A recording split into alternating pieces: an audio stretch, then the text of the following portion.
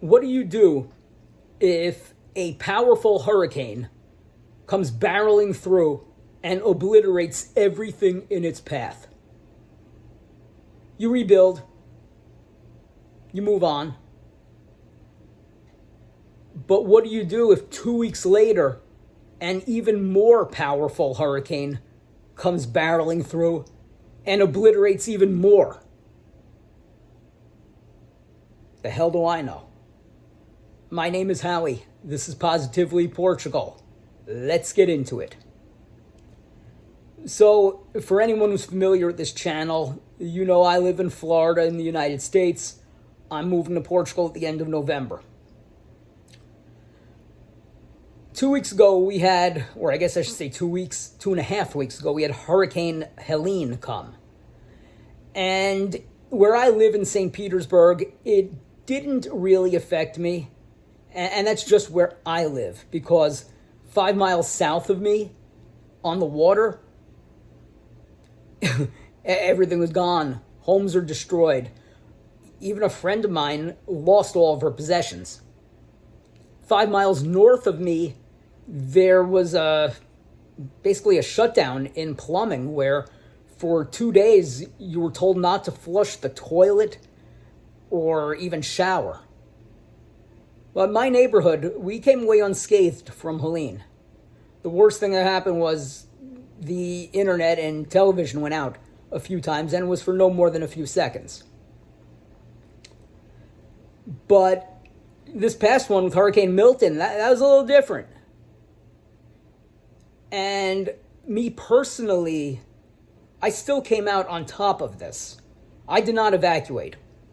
I live in an evacuation zone, and we got many notices on our cell phones to evacuate, but I kind of knew that I wouldn't have to.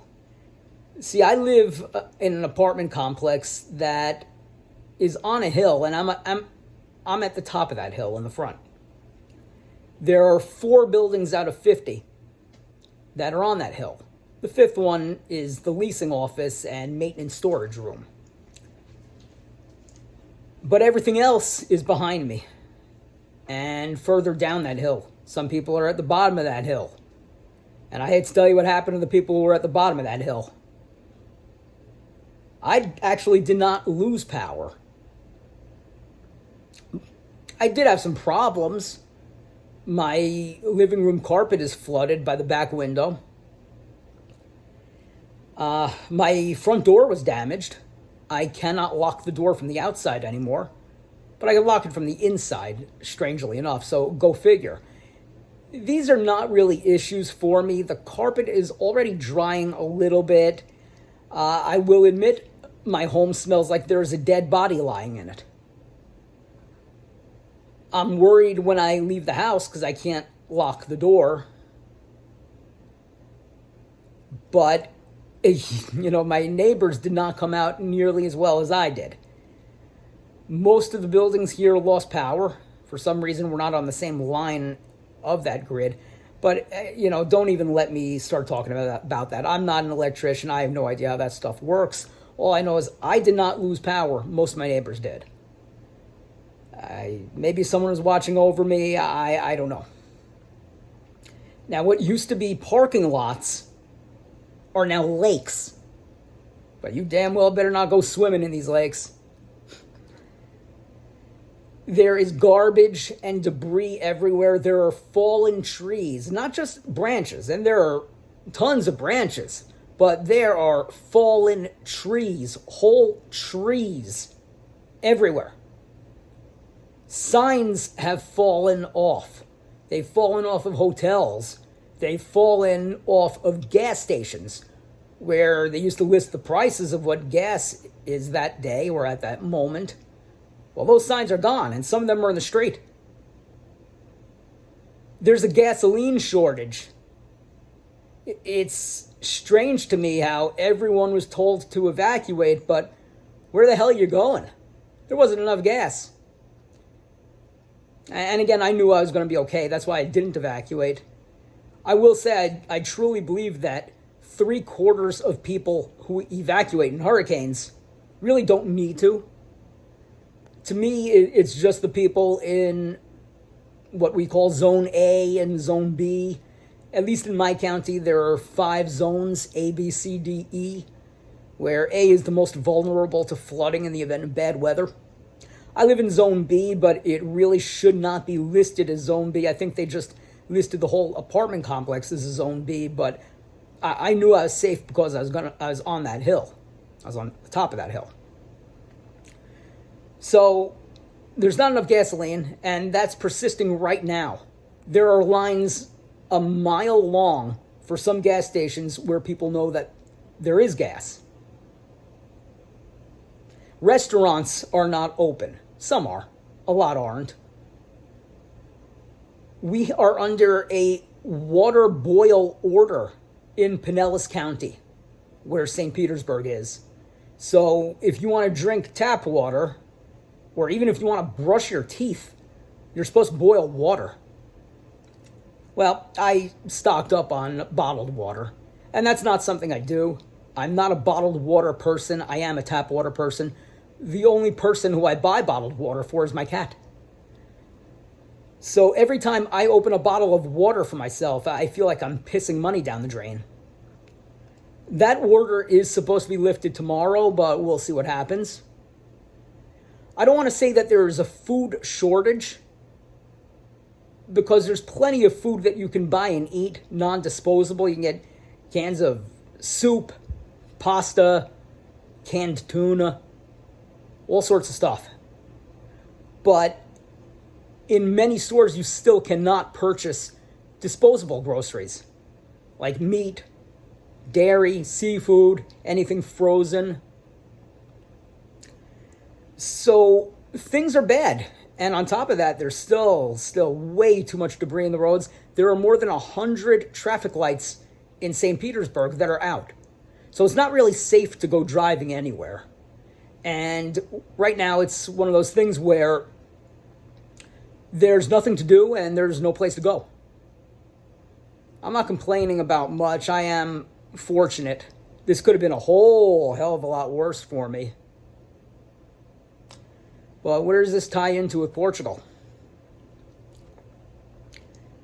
You know, I think for the last few weeks, I've been feeling this, not a sense of regret, but I felt like my work here wasn't done, that I'm leaving things on the table. And I don't know why I felt that way. I mean, there's nothing that's been unturned. I've told everyone who I've needed to tell.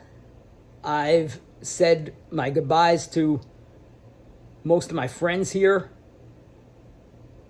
Everyone who knows me knows what I'm doing, what my plan is. But I couldn't shake that feeling I had that there was still something left for me to do. And I thought about it long and hard for many hours. And to this day, even though I no longer feel that way, I don't know why I ever felt that way. Essentially what these hurricanes did were they took away that sense that I had. I truly feel now that my time is up. My work here is done. I think my head was already in Portugal, and the overwhelming majority of my heart was as well. But there's still a little piece of me that I was clinging to in Florida. And the bottom line is, I don't want to go through this anymore with hurricane preparations. And that's not to say that I've ever been affected, because really I haven't. When I moved here in 2016, and a year later in 2017, we had Hurricane Irma come through. And that was really, really bad. It was projected to be like one of those storm of the century kind of things. Well, it came and went. It passed over. I can tell you it really wasn't. I never really felt in danger at any point in time.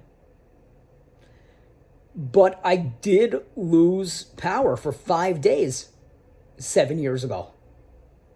And I never really understood why. there wasn't enough damage and the storm wasn't strong enough where, in my area, where it would have warranted 5 days without power. Now, it ended up being a blessing in disguise because the emergency association here, whatever they want to call it, FEMA, FEMA, I ended up getting $1,014 for not having power for 5 days. Okay. Well, when that happened, I was thinking to myself, wow, could I get one of these hurricanes every month? That'd be awesome. But things changed. A few years later, we had another big hurricane warning. And that was supposed to be as bad as Irma. I don't even remember the name of the hurricane, to be honest with you. And the reason I don't is because absolutely nothing happened. I don't know in which direction it went, but we were told for nearly a week that St. Pete was going to get hit very hard. And we didn't. Nothing happened. It barely rained. I think it was in 2022 we had Hurricane Ian. And that just wiped out Fort Myers. It's supposed to hit here. It ended up going further south than it was supposed to. And that's one thing you learn about Florida, that these hurricanes never really hit in the exact spot that they're supposed to. They're either going to go to Fort Myers, for some reason it's a hurricane magnet, or the Big Bend, which is under the Panhandle. This one we were told for, 4 or 5 days before the hurricane that yes, it's going to hit the Tampa Bay area. It's going to be a direct hit inside of Tampa Bay. And again, it wasn't. It ended up hitting about 35 miles south of me in Sarasota. Yeah, all hell broke loose in Sarasota County, Manatee County. But again, I was spared. In terms of my safety, I was spared. In terms of being able to go outside, I was spared. In terms of not losing anything, including my car, I was spared. And I know I have great fortune. But I can tell you I don't want to do this anymore. I am 100% ready for Portugal. I'm grateful for Florida. I've spent 8.5 years here. I think it was the best 8.5 years of my life. I love the spirit of Florida. I love the no-nonsense attitude. I love not paying taxes. And if I was staying in the United States, I'm not considering any other place. To me, Florida is everything that the United States is supposed to be about.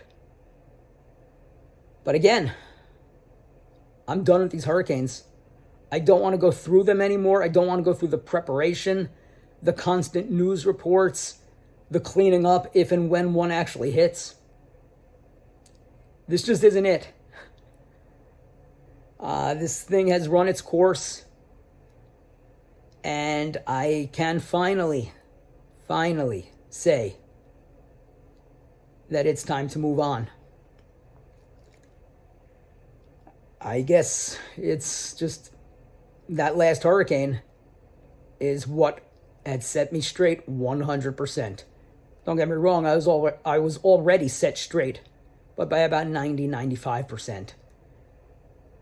It's time to get out of here. With all my heart, I will miss Florida. This is not something I will ever forget. This is a special place. But there are more adventures ahead. So I want to thank you all for watching. If you want more videos about the process of moving to Portugal, one man's journey of moving to Portugal, Portuguese football, please hit that subscribe button. Also, like the videos, leave comments, but most importantly, subscribe. Subscribing is the #1 way to help a content creator. And Again, thank you for watching, and we'll be back here soon with more positive videos. Have a good one, everybody.